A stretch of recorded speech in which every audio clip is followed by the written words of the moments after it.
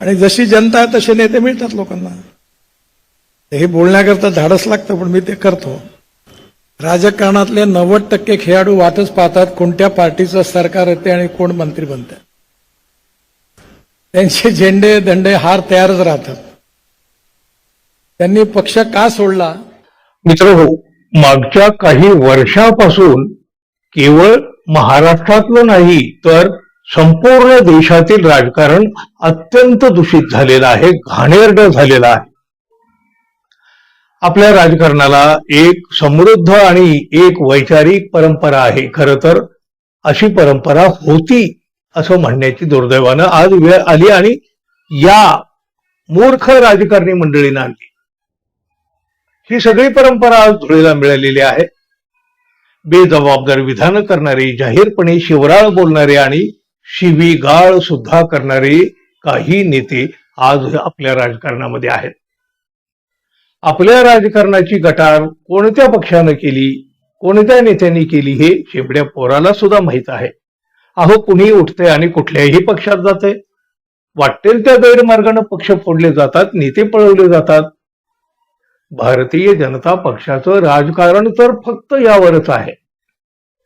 आयात केलेल्या नेत्यांचा बनलेला हा एक पक्ष आहे. त्यामुळं पक्षाचे मूळ विचार, ध्येय धोरणं आता कुठंही उरलेली नाहीत आणि कोणाला त्याचं काही वाटतही नाही. ज्याला त्याला हवी आहे फक्त सत्ता, पैसा आणि पैशातून पुन्हा सत्ता. जनता गई भाड में. भाजपाने राजकारणाचा चिखल केला. अटल बिहारी वाजपेयी यांनी एका मतासाठी पंतप्रधान पद सोडलं होतं. त्याच भाजपाचं हे आजचं चित्र. पंतप्रधान पदावर असताना अवघं एक मत मिळवणं वाजपेयी यांच्यासाठी काही फार मोठी कठीण गोष्ट नव्हती. त्यांनी पंतप्रधान पद सोडलं पण एक मत खरेदी नाही केलं. त्यासाठी कोणाच्या मागे ईडी, सीबीआय नाही लावली. तो भाजपा आज राहिलेला नाही. वॉशिंग मशीन घेऊन भ्रष्ट नेत्यांना पवित्र करण्याचा कार्यक्रमच या पक्षानं हाती घेतलेला आहे. मग काय, वर्षानुवर्ष चोऱ्या करा आणि एक दिवस या मशीनमध्ये जाऊन स्वच्छ होऊन बाहेर या. पण याच भाजपाला आणि सत्तेसाठी पक्षांतर करणाऱ्या नेत्यांना आता भाजपाचेच वरिष्ठ नेते नितीन गडकरी यांनी खडे बोल सुनावलेले आहेत. काडी, कचरा, मेलेला मासा अशा शब्दामध्ये गडकरी यांनी या नेत्यांना फटकारलेला आहे. सध्या राजकारणातील 90% खेळाडू वाटत पाहतात की कोणत्या पक्षाचं सरकार येतंय आणि कोण मंत्री बनतंय. त्यांचे झेंडे, दांडे, हार सगळं काही तयार असतं.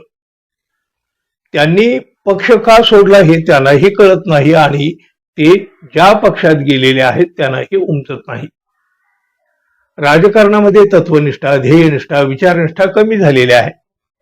आपल्या देशामध्ये विचार भिन्नता ही समस्या नाही, विचार शून्यता ही समस्या आहे. म्हणून कधी चांगले दिवस असतात, कधी वाईट दिवस असतात.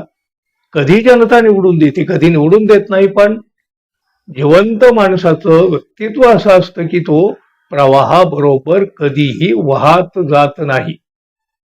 जिवंत मासा नेहमी प्रवाहाच्या विरुद्ध पोहत असतो.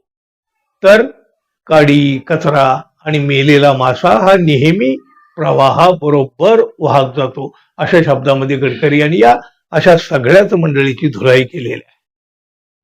गडकरी नेमकं काय म्हणाले तुम्ही बघा. कारण राजकारणातले 90% खेळाडू वाटच पाहतात कोणत्या पार्टीचं सरकार येते आणि कोण मंत्री बनतं. त्यांचे झेंडे दंडे हार तयारच राहतात. त्यांनी पक्ष का सोडला हे त्यांनाही कळत नाही आणि ज्या पक्षात गेले त्यांनाही उमजत नाही. मी कोणाबद्दल बोलत नाही आहे. पण अशी स्थिती झाली. याचं कारण असं आहे की राजकारणामध्ये तत्वनिष्ठा, ध्येयनिष्ठा आणि विचारनिष्ठा कमी झालेली आहे. आपल्या देशामध्ये विचार भिन्नता ही समस्या नाहीये, विचार शून्यता ही समस्या आहे. आणि म्हणून कधी चांगले दिवस असतात, कधी वाईट दिवस असतात. कधी जनता निवडून देते, कधी निवडून देत नाही. परंतु जिवंत माणसाचं व्यक्तित्व असं असतं की तो प्रवाहाच्या बरोबर कधी वाहत जात नाही. जिवंत मासा जो असतो तो नेहमी प्रवाहाच्या विरुद्ध पोहत असतो आणि काडी कचरा आणि मेलेला मासा हा नेहमी प्रवाहाबरोबर वाहत असतो. माझे आणि तुमचे विचार कदाचित पटते, राजकीय विचार पटणार नाहीत, वेगळे असतील. राजकारणामध्ये राजकारणाची व्याख्या बदलवण्याची गरज आहे. राजकारण म्हणजे केवळ सत्ताकारण नाही. राजकारण हे समाजकारण, राष्ट्रकारण आणि विकासकारण आहे. Politics is a instrument of socio economic reform. सगळ्या दृष्टीमध्ये आपल्या देशातली लोकशाही जी आहे त्याला खऱ्या अर्थाने जबाबदार नेते किंवा पक्ष नाही आहे, जनता जबाबदार आहे. आणि जशी जनता आहे तसे नेते मिळतात लोकांना. हे बोलण्याकरता धाडस लागतं, पण मी ते करतो. त्यामुळे तुम्हाला ठरवलं पाहिजे की उद्दिष्ट पूर्ण करण्याकरता काम करणाऱ्या लोकांना निवडून द्यायचं की निवृत्त करायचं. शक्यतो निवडणुका टाळल्या पाहिजे. राजकारणाच्या निवडणुकापुरतं राजकारण 15 दिवसाचं 20 दिवसाचं सगळ्यांनी केलं पाहिजे. पण निवडणुका संपल्यानंतर ते राजकारण सत्ताकारण न राहता समाजकारण झालं पाहिजे.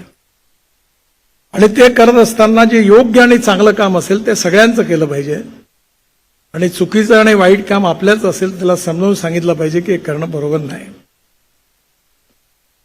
आणि ज्याला पुढची निवडणूक जिंकायची असते त्याचा विचार स्वाभाविकपणे, आम्ही राजकारणात आहोत, मतं मागावेच लागतात आणि निवडून यावंच लागतं.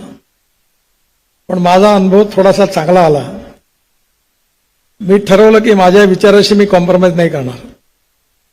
मला जे पटलं तेच मी करीन. आणि मी सांगितलं की जातीपातीचं राजकारण नाही करणार. आणि जेव्हा मी हे सांगितलं तेव्हा माझ्या मित्रांनी मला सल्ला दिला की तुम्ही हे बोलू नका. मी म्हणलं मी बोलीन. मग म्हणे तुम्ही हाराल. तर म्हणलं हारला तर माणूस मरते का? हारू तर हारू, हे नाही करायचं. बघा किती नेमकेपणानं गडकरींनी सांगितलं. खऱ्या अर्थानं जबाबदार नेते किंवा पक्ष नाही तर जनता जबाबदार आहे. अशी जशी जनता तसे नेते मिळतात लोकांना. आणि हे बोलण्यासाठी धाडस लागतं. पण मी ते करतो असं सांगत गडकरी यांनी हे भाष्य केलं. अनेकांना ते पटणार नाही. भाजपाला तर ते अजिबात सहन होणार नाही. धाडस करून का होईना पण गडकरी यांनी वास्तव सांगितलेलं आहे. सत्तेसाठी लाचार झालेल्या राजकारणातून असं धाडस आता हद्दपार झालेलं आहे. पण एकट्या गडकरींनी हे धाडस केलं तरी प्रचंड घाण झालेलं राजकारण स्वच्छ होणार आहे का? तुम्हाला काय वाटतं मित्रांनो, जरूर सांगा. आणि आपण अजून आपल्या चॅनलला सबस्क्राईब केलं नसेल तर कृपया सबस्क्राईब करावं ही अपेक्षा तर आहे. धन्यवाद. पुन्हा भेटू. नमस्कार.